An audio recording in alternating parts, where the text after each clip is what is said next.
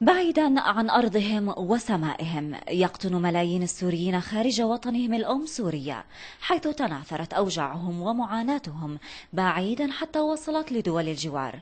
وهنا جنوبا يتجه السوريون إلى الأردن حاملين على ظهورهم ما تبقى من بقايا وطن، ليفترشوه أرضا في مخيمات لم تتسعهم حتى هذه اللحظة، حيث فاقت أعداد اللاجئين عدد الخيم والكرفانات الموزعة في محافظات المملكة.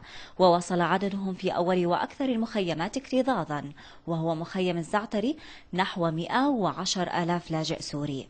يعني هن أهل البلد هون بتلاقيهم مو يعني يا دوب اكتفاء الذاتي، ما بالك نحن بقالة جايين من بلد تانية، يعني حتى نحن ملاقي العيشة علينا ملاقينها صعبة.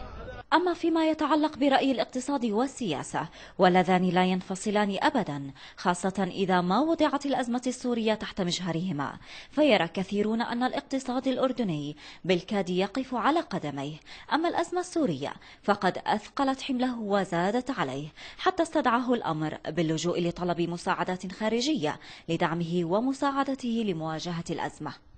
ما يأتي من يعني مساعدات دولية ومنح دولية، عادة أما بتتأخر هذه المساعدات وبتكون تفاقمت الأزمة الاقتصادية في الأردن. طبعا ناهيك عن ارتفاع نسبة البطالة، حسب البيانات الحكومية الحقيقة الرسمية كانت حوالي 13% قبل عام، تجاوزت اليوم 14%، وإحنا بنعرف أنه طبعا إلها يعني تداعيات سلبية على التوظيف في الأردن.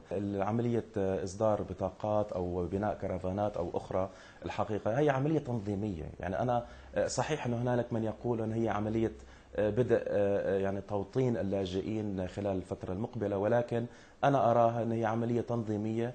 اللاجئين لهم حقوق أيضا في البلاد اللي يتم استضافتهم، سواء في الأردن أو في تركيا وغيرها من الدول الحقيقة وبما فيها لبنان، لهم حق أن يكون مسكنهم يعني جيد، طعامهم متواجد، وكل ذلك من الأمور الحياتية اللي بنعرفها، وبالتالي أنا أراها الشارع الأردني وكسابقة هذه المرة لا يختلف أبدا عن الرأي الحكومي والسياسي، إلا أنه يزيد على ذلك بتحميل الدولة ما آل إليه المواطن الأردني من أزمات اقتصادية أثقلت كاهله وأفرغت جيوبه إزاء تزاحم السوريين على متطلبات الحياة. يعني هالسياتي الأردني لو بقعد ليل مع نهار وهو يدور على شقة من سابع مستحيل بجوز يدخل موسوعة جنس حتى يلاقي شقة انه يتزوج فيها. المواطن السوري عماله باخذ اجور اقل من اجور المواطن الاردني.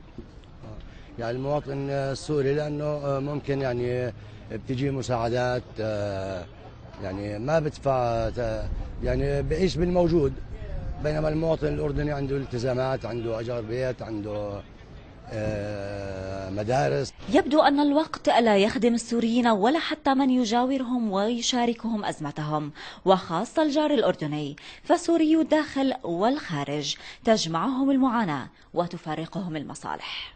تدخل الأزمة السورية عامها الرابع على التوالي، بينما يصر النظام السوري على استمرارية تصدير الأزمة لدول الجوار، دول مثقلة أصلا بأعباء مواطنيها. لقناة LBC الفضائية نزهة السوالقة، عمان.